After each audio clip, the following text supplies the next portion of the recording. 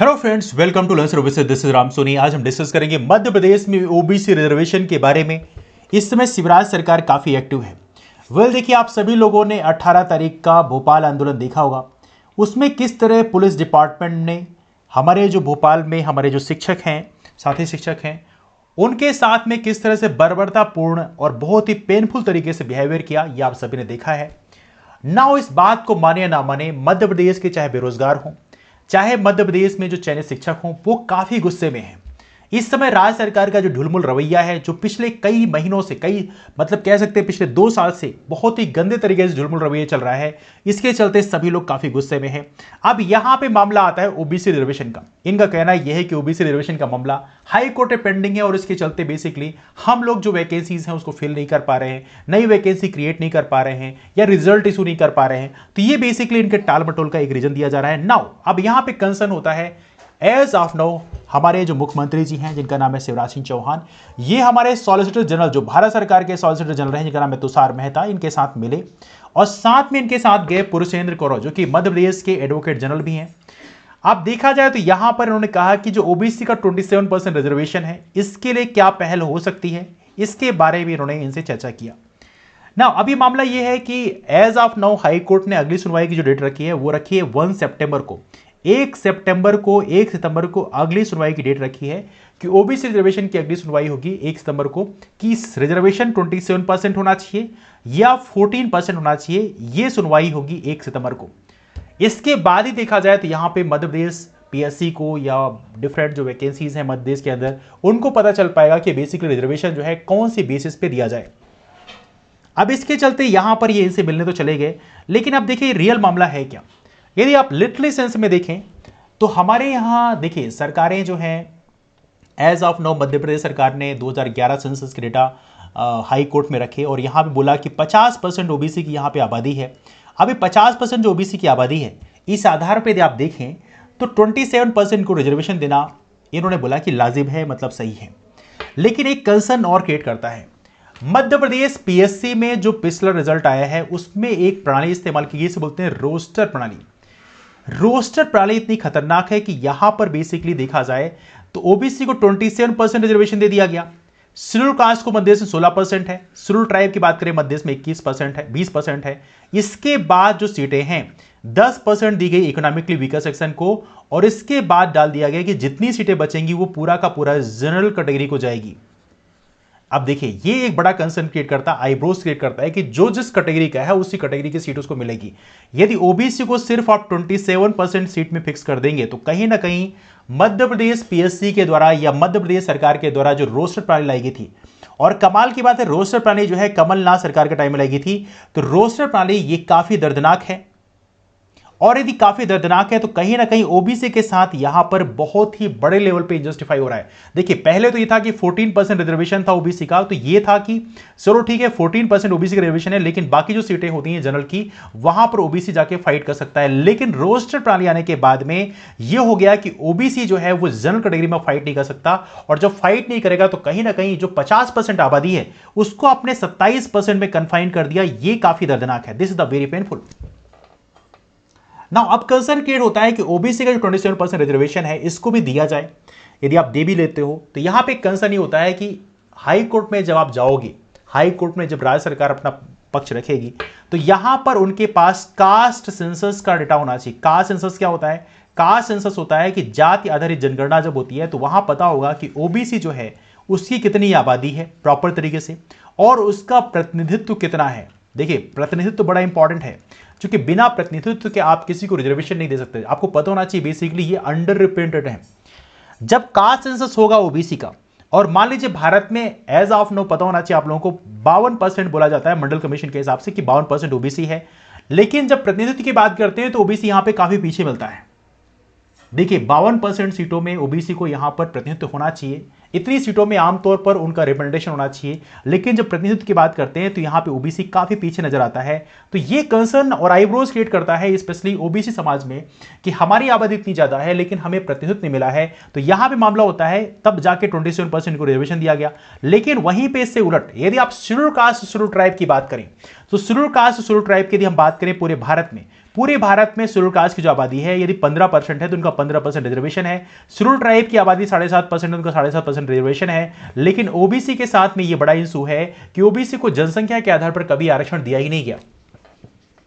तो यहां पे कंसर्न क्रिएट हो रहा है कि यदि ओबीसी का कास्ट सेंसस करा दिया जाए, जाति आधारित जनगणना करा दिया जाए, तो एटलीस्ट ओबीसी के जो हित हैं, ओबीसी जो है अपना जो इश्यूज है उसको पब्लिक तरीके से डिस्कस कर सकता है कि हां हमारी इतनी आबादी है और हमारा प्रतिनिधित्व बहुत कम है। हो सकता है ओबीसी का रिजर्वेशन, ओबीसी की पॉपुलेशन जाति आधारित जनगणना के डेटा रिलीज हो, उसके बाद पता चले कि ओबीसी हो सकता है 55 से 60% हो, क्योंकि कई जगह ऐसा बोला जा रहा है कि ओबीसी की आबादी बहुत ज्यादा है।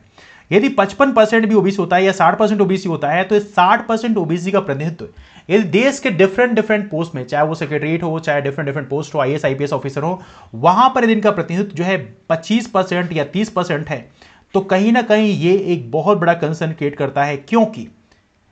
क्योंकि इतनी बड़ी आबादी को यदि उसका प्रतिनिधित्व ना दिया जाए तो ये एक बहुत बड़ा कंसर्न क्रिएट करता है बहुत बड़े लेवल पे। लेकिन कमाल की बात है, भारतीय जनता पार्टी सरकार जो है कास्ट बेसिस सेंसस कराने में काफी टालमटोल कर रही है। ये कास्ट सेंसस कराना नहीं चाहते। और ये कास्ट सेंसस क्यों नहीं कराना चाहते? क्योंकि इन्हें पता है कि यदि कास्ट सेंसस कराया जाएगा तो ओबीसी समाज जो है वो अपने अधिकार यहां पर मांगने लग जाएगा और उसे कहना होगा कि भैया हमारा जो प्रतिनिधित्व हमें चाहिए। क्योंकि यदि आप देखें कि हमारे देश में यदि हम जजमेंट की बात करें तो जजमेंट में कई बार आप लोगों को देखा होगा सुप्रीम कोर्ट या हाई कोर्ट में ओबीसी समाज के साथ जब सुनवाई होती है तो यहां पर काफी गफलत हो जाती है। क्योंकि ये बात तो सही है, यदि आप सुप्रीम कोर्ट या हाई कोर्ट में ओबीसी समाज के रिप्रेजेंटेशन की बात करें तो काफी कम मिलता है। मतलब सुप्रीम कोर्ट या हाई कोर्ट में गिने चुने जज होते हैं जो ओबीसी समाज से बिलोंग करते हैं। तो कहीं ना कहीं ये भी मांगे हो सकती है कि सुप्रीम कोर्ट और हाई कोर्ट में भी ओबीसी का रिजर्वेशन होना चाहिए। क्योंकि यदि रिजर्वेशन नहीं होगा तो कहीं ना कहीं एक कंसर्न क्रिएट होता है कि यदि आपका न्यायाधीश सबसे इंपॉर्टेंट पोस्ट होती है और रिप्रेजेंटेशन का सबसे महत्वपूर्ण मुद्दा वहीं पर होता है, तो यदि वहां पर यदि आप, चूंकि हर जगह आपने रिजर्वेशन दे रखा है, तो सुप्रीम कोर्ट या हाई कोर्ट में रिजर्वेशन देने का क्या ना देने का क्या मुद्दा बनता है, तो कहीं ना कहीं ये भी क्रिएट हो सकता है। इसलिए यहां पर जो भारतीय जनता पार्टी सरकार है ये यहां पर ओबीसी का जाति आधारित जनगणना करने से काफी हेजिटेट कर रहे हैं। क्योंकि जैसे ही जाति आधारित जनगणना के डाटा आएंगे तैसे ही जो ओबीसी समाज है वो जाग सकता है और वो बोलेगा कि नहीं, हमें जो कैबिनेट मिनिस्टर की पोस्ट है, हमें मिनिस्टर ऑफ स्टेट की पोस्ट नहीं चाहिए, हमें चाहिए रियल रिप्रेजेंटेशन, हमें चाहिए रियल रिप्रेजेंटेशन।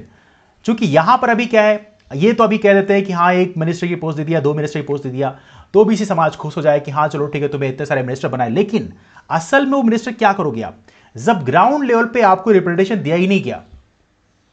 सोचिए, आप खुद सोचिए कि एक ओबीसी समाज जिसकी आबादी मध्य प्रदेश में कितनी परसेंट है, 50% से ऊपर है, इसके बावजूद भी ओबीसी को केवल 14% सीटें दी गई हैं। ये बहुत बड़ा कंसर्न क्रिएट करता है, आप इसको सोचें या ना सोचें। लेकिन वहीं पे मध्य प्रदेश में जनरल कम्युनिटी की बात करें, ईडब्ल्यूएस का जो रिजर्वेशन जो है, मैं किसी के खिलाफ नहीं बोल रहा हूं, लेकिन ईडब्ल्यूएस के रिजर्वेशन की हम बात करें तो जनरल का जो आबादी है मध्य प्रदेश में, आप समझिए कुछ ऐसे कि शेड्यूल कास्ट की आबादी मध्य प्रदेश में है 16%, शेड्यूल ट्राइब की आबादी मध्य प्रदेश में है 21%, ओबीसी की मध्य प्रदेश में आबादी है जो रिसेंट सेंसस के हिसाब से बता रहे हैं वो है 51%। यदि इन सबको आप जोड़ दें तो कितना होता है? 8 5 2 7 1 8 88% जो आबादी है ये SC ST OBC की है। जनरल की आबादी यहां पर मध्य प्रदेश में केवल है 12%। 12% आबादी को आपने ईडब्ल्यूएस के नाम पे रिजर्वेशन, देखिए ईडब्ल्यूएस जो है वो दिखता जरूर है इकोनॉमी के आधार पर है, लेकिन इकोनॉमिकली वीकर सेक्शन को नहीं है। ईडब्ल्यूएस का आरक्षण जो है ओबीसी में जो क्रिमिनल है वही लिमिट यहां पे डली हुई है, बट ईडब्ल्यूएस केवल सवर्ण तबके को मिलता है, मतलब केवल जनरल कम्युनिटी को मिलता है। मतलब एक 12% आबादी को यदि आप 10% रिजर्वेशन दे सकते हो तो यहां पे 51% आबादी को सिर्फ 14% क्यों? ये एक बड़ा क्वेश्चन बनता है, व्हाई 14% रिजर्वेशन फॉर 51% पॉपुलेशन? तो कहीं ना कहीं एक बड़ा कंसर्न क्रिएट करता है। और यहां पे जो राज्य सरकार है उसकी जो शिथिलता है, देखिए इस चीज को माने ना माने बट राज्य सरकार के इच्छा शक्ति में बहुत कमी है। क्योंकि ये रिजर्वेशन ऐसा नहीं कि अभी ये मामला भी आया था, ये मामला पहले भी दिग्विजय सिंह के टाइम में आया था, फिर वो भारती के टाइम में उसको कैंसिल कर दिया गया था। तो बीजेपी गवर्नमेंट जो है ओबीसी रिजर्वेशन बिल्कुल लिटरली देखा जाए बीइंग ऑनेस्ट नहीं देना चाहती, लेकिन उसके सामने इसमें प्रेशर है, तो राइट नाउ टाल मटोल कर रहे हैं। लेकिन लिटरली देखा जाए तो इस समय वो ओबीसी रिजर्वेशन देना नहीं चाहते। और कमाल की बात है, आप 50% आबादी को, 50% आबादी या 55% आबादी को कैसे एक प्रकार से कंफ्यूज कर सकते हो? तो कहीं ना कहीं ये कंसर्न सभी के सामने है।